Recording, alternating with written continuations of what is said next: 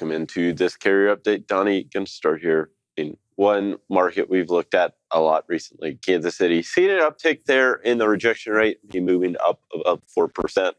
Still not in that inflationary pressure where we would think spot rates really start to move higher, but it is a positive sign if you want to look at it from a carrier perspective. Yeah, and it's just the increase that we're looking at here. We're coming down from, almost nearly 3.5% moving upwards. And it's just, this is one of the ones that was on the most volatile markets page where we're seeing signs of improvement. Yep. So again, and like I say, we've looked at this. I'm going to use it again in today's lanes of the day because it's one of the stronger markets that we have out there.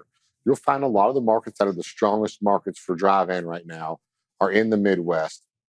Memphis on the line there, but Memphis, Kansas City, Chicago, Indianapolis, in that area is really where you probably need to be keeping your trucks right now that are showing the best rates, spot rates, shall we say. Yep. So if you have a higher exposure to spot rates right now, probably need to keep your trucks in the Midwest. But let's change gears here and go to the next chart. We talked about this yesterday just a little bit.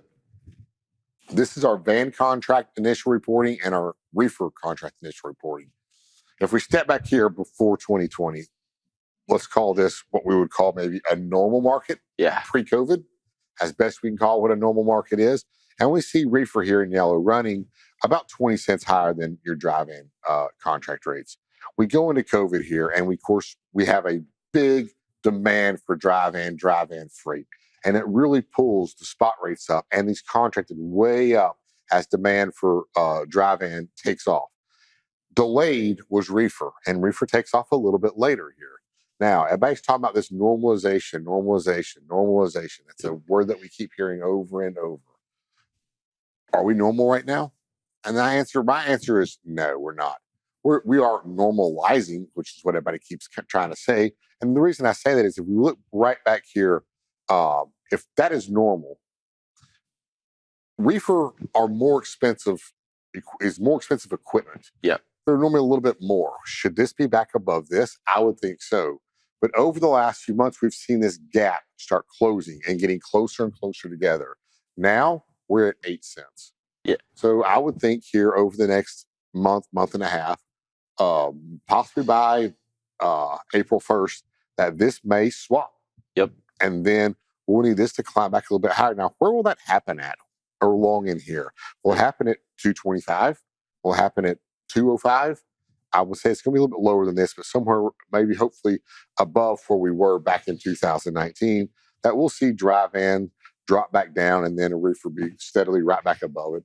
And what we see past this would again look like this right over here. Yeah, that's the question that remains is where does it happen? Not if it's going to happen, because I think just given how much that gap's compressed from even July of last year, that compression in that gap, we're going to see an inversion back to what we were at. It's just a matter of where. Yeah, when we come back, we'll look at some lanes today, Tony, and see what happens to those Kansas Cities and Memphis markets. Awesome. Well, thank you, Donnie, so much for this update. We'll be sure to check in with you again one more time before the end of the show. Right now, we'll hand it back over to Kaylee and Anthony.